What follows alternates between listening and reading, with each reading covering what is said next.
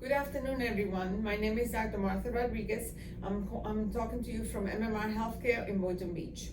We are excited to be here today and answer all of your questions. Our number one priority as your healthcare facility is to bring education and awareness about health issues to our community. This includes our patients, our surrounding neighborhoods, Palm Beach County, and our Facebook and Instagram followers. Our mission in these sessions is to get questions directly from you answered. You shouldn't be in the dark about your own healthcare. Our first topic is in this Facebook series is the hot topic of COVID-19. We understand the fears and questions you may have and are here to answer some of them. We would like to emphasize and mention that we are no experts on COVID-19 or pandemics. We are solely speaking from the experience of working on the front lines, listening to the CDC and practicing and following their recommendations, and all of the things that we have learned during this journey with you. All right. And here with me is Mrs. Martha Mora, who is our marketing director. Yes, thank you so much, Dr. Rodriguez. We are excited to be here and answer all of these questions we have today. I have them written down. I will be asking the questions. Dr. Rodriguez will be answering them. So let's get started with question number 1. A patient asks, I have a blood draw on June 24th. How does that work with the restrictions going on at the office right now? So that's a good question. Thank you. Thank you for submitting that question. It clarifies a lot. So about a month ago, we started doing our routine blood work at Suite 7, which is the walk-in clinic entrance.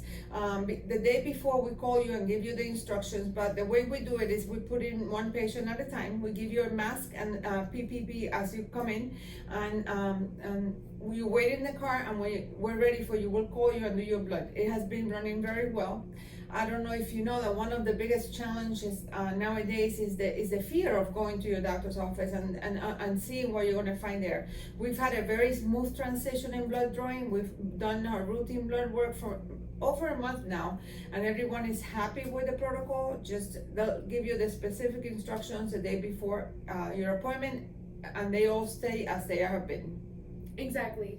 And I would like to also mention that on our website, under patient resources, you can find a tab that has all of our coronavirus resources, one of them being protocol during this time, another being the frequently asked questions that also we can refer to if any of these don't answer your other questions, and then also a telemedicine video telling you how we're participating in telemedicine as well. So there's a lot of options right now, and we are open for you 24/7.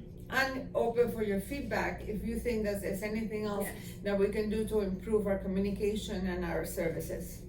You can always email us at info@mmrhealthcare.com.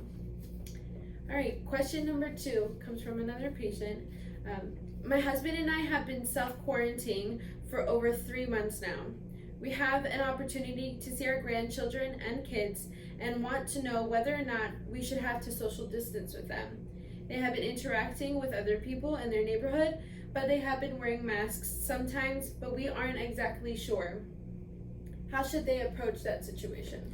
So any situation when it's uncertain, the only way you can approach it is by approaching about what you know. So you know that you've self-quarantined, you know that you've taken the precautions necessary. So the thing that you have to make sure is that you ensure the people you are going to visit, whether your grandchildren or anyone, have followed the same precautions that you have followed. Now, if there is a doubt, I would suggest that you practice a special social distancing during the 2 weeks following the encounter, and then before you really interact with the people you are visiting. This is important, especially when talking about children, where wearing a mask is certainly a challenge, and we really can't predict if they have or have not been doing it when interacting with each other. That's why we have our mask, and we encourage the use of the mask constantly, and this is one safety measure that you can use. Then protect yourself for 10 to 14 days before the interaction, and make sure that the people you're visiting are okay, and I think you should be okay. Correct. All of this, when it comes to traveling or seeing your family that you haven't been able to see, it's all about planning. Right now, in this time while we're facing this, planning is the biggest part of it. So plan what you do before, what you do during, and how you react afterwards. keeping in mind that this is not gone, that this is here, that we are still in the middle of this pandemic, and we cannot let our guard down, nor let anyone we love or anyone we encounter let their guard down. Correct. Our next question. I'd like to know if we can be tested at your office for the coronavirus. I would like to visit my children in Tampa, and she wants to know if she can be tested here beforehand to know if she has the virus. So we do have testing in the office. We have both the testing of the swab and we have the antibody test. Now, as you know, the testing is limited and we don't have access to a huge amount of tests, so we individualize how we can provide a test. In the situation such as that one, that you need a response prior to visiting a family member, or for instance, if someone is going to go back to work and their job is requiring that they have a negative test, we're reserving testing for situations like that, and obviously people who have symptoms. But before we can do anything, you need to call us, and we will talk to you about it on the phone at 561-364-8056. Thank you. Another hot topic question. What do you think about hydroxychloroquine? Hydroxychloroquine. Sorry. Hydroxychloroquine. That's why I'm the marketing director and not the doctor. That's okay, you're great. Hydroxychloroquine is an old malaria medication that we have been using for a long time. It's very safe. We use it routinely for things like rheumatoid arthritis and lupus and things like that. Now, hydroxychloroquine has been used for coronavirus treatment. And actually, it has been for emergency approval given by the FDA to be given when people are in inpatient facility in association with Hydromax. Now, the everything in science, we do it based on knowledge and studies. We haven't had the opportunity to fully study what hydroxychloroquine does in the COVID-19 pandemic. We have found in some people it's beneficial, and some people it's not. But it could have been that those people were going to get better anyway. So what we've been doing, and this is backed up by a quote from our pharmacist, Dr. Hale, is our recommendation is do not use this medication for prophylaxis. It is not to be used for prophylaxis of COVID-19, especially in the middle of a pandemic when you take a medication and you think that you are at less risk. We do not know enough about this medication to take it as a prophylaxis, because I don't want you to ever forget every minute of the day, everywhere you go, everything you do, that you have to protect yourself. And a pill isn't going to substitute that.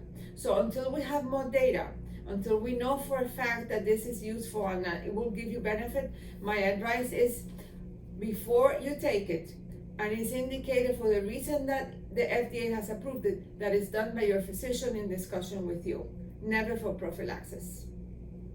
Thank you. We have another question. This time it's from our friends at Leisureville. It has a couple parts to it, but their question is, when do you develop antibodies? If you currently have COVID-19 and do not know it because you're asymptomatic, do you have the antibodies? Or do you develop antibodies after you recover from COVID-19? So that's a very good question, and it adds to the amount of questions that we all have. As you know, Dr. Fauci is an authority in our pandemic, and yesterday he gave actually a very good question and answer session where he spoke exactly about this. So corona is a virus that is a very common cause of the common cold. Now, historically, we know that the immunity to the common cold lasts about a year. So we are to assume that the coronavirus that is currently causing the pandemic can create an immunity like that. Now, we don't know that for a fact. So we're hoping that's the case, but we haven't had the antibody test for enough time, nor the proper antibody test to be able to make that conclusion. So the answer is we don't know. We're hoping, like any other time that you're exposed to a virus, that we will develop immunities, and that those immunities will help us through some time at least through the season. But to tell you for sure that that's the case, we don't know. We do test for antibodies. We have one test is not really great. And as you know, the CDC has backed that up and said that it's less than 50% effective. So we're very leery when we answer these questions. This is why the one thing that we always advise is try to avoid getting exposed to this virus, because we don't know what will happen after you get exposed. So use your mask, social distancing, wash your hands. Those things don't change. The other questions, we will have to get time to answer them. Thank you. The next question is, how do masks actually protect us? What goes into a mask that allows protection from the virus?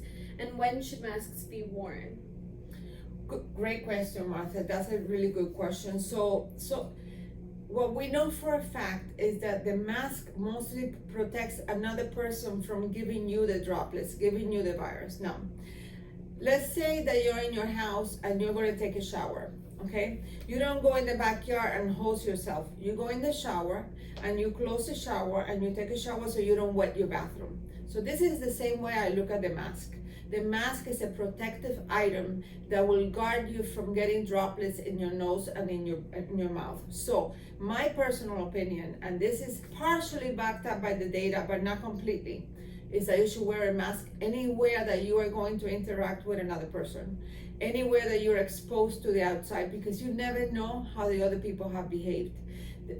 The data, it says that the mask definitely prevents one person from giving it to you, but I say a mask protects you all the time, and I think it should always be worn when you're interacting with someone else. Now, the type of mask is another question that is important. So I would not wear an N95 mask normally on a daily basis. I would preserve that for us, the frontline providers, because there is just not enough of them. But a mask that is well done, even the homemade mask, is better than no mask. So I suggest you wear it all the time. Yes, the masks that we actually have right now, you can even customize them. You can find websites that have them in a stylish way that's in your own comfort zone, that makes you feel good while protecting yourself. MMR Healthcare has gotten these masks for us in our community, and I actually personally got one that's in a color that I love, that I wear with every outfit. It doesn't have to be a form of hiding yourself, but instead protecting yourself and others from this virus. A couple shops that are great for this and affordable are Etsy, Amazon, but also your neighbors. Your neighbors are making masks and you can support them as well. So just make sure that it's CDC guidelines are being met when using cloth masks.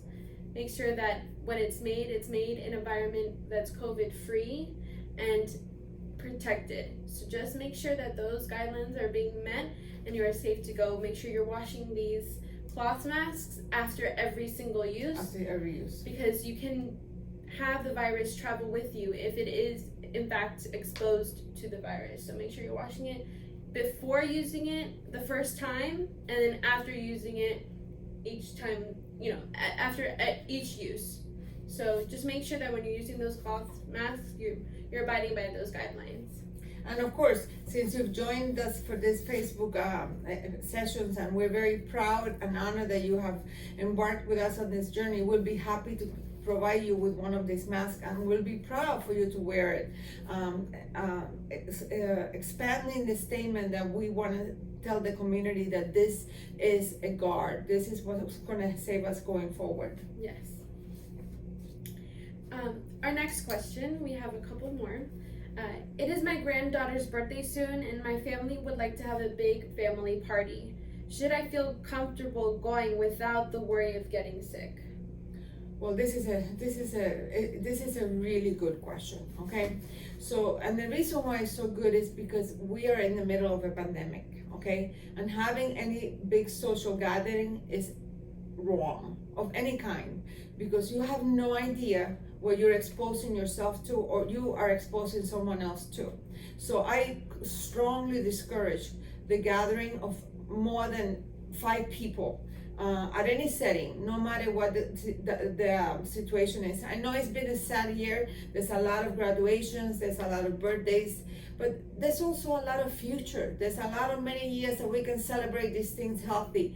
I think the biggest gift you can give your grandchildren for her birthday is for her to see you healthy for the rest of your life. I'm sure she will celebrate that for all the years to come. Thank you so much. I would agree. The next question. I am very active in my community and in a lot of clubs. When do you think it'll be safe for us to meet again? Again, same answer. The safety of clubs is how many people are going to be together. How are they going to be together? Is it going to be indoors? Is it going to be outdoors? It makes a difference.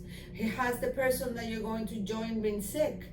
There's a lot of things, there's a lot of questions that are unanswered. So my advice is, until we have more knowledge and we're more past the time in which people are getting sicker and sicker, I would avoid these clubs. I definitely would.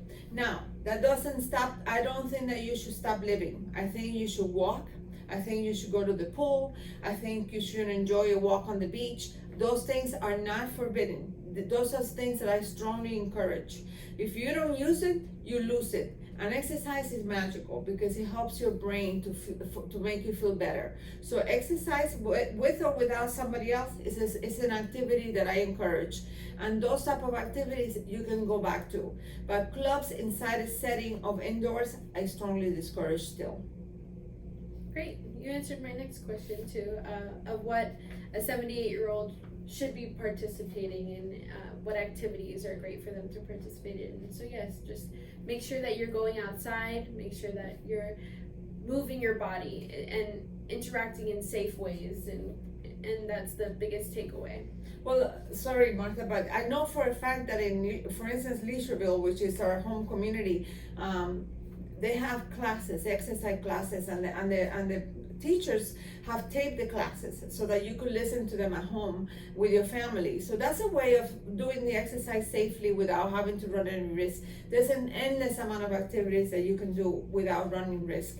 Please wait until this passes, and then you'll have the rest of your life to enjoy and do many activities with everybody and have fun. Yeah. All right, so our last question is, what should I do if I think that I have symptoms for coronavirus, but I'm not sure?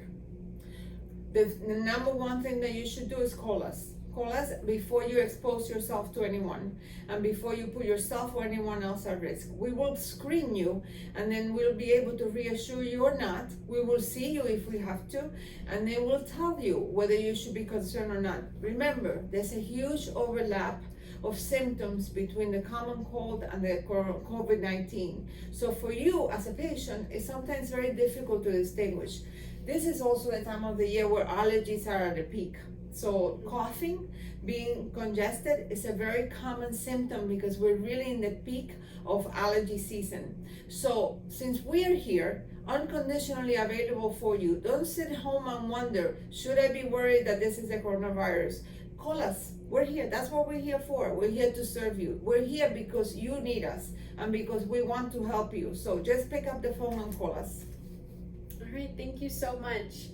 If you need any of our information, you can always visit us on our website at mmrhealthcare.com. We have a list of frequently asked questions specifically on this topic under patient resources again. And if you have any questions, we are always open for you via telephone or email at info@mmrhealthcare.com. Our number is 561-364-8056. Thank you so much for participating in this, Dr. Rodriguez. Thank you for listening and thank you for joining us. I'm proud to be here to serve you. Yes. We always want to make sure that everyone gets the access to healthcare that they can through discussion and knowledge. So thank you. Wear your masks. Wear your mask. Let's stay healthy so we can all be together and happy for many years to come. Thank you so much. Join us in 2 weeks, Thursday at 2 p.m. for our Facebook Live. Stay tuned on Facebook and Instagram for more information. Take care. From the MMR Healthcare team, we wish you a very healthy future.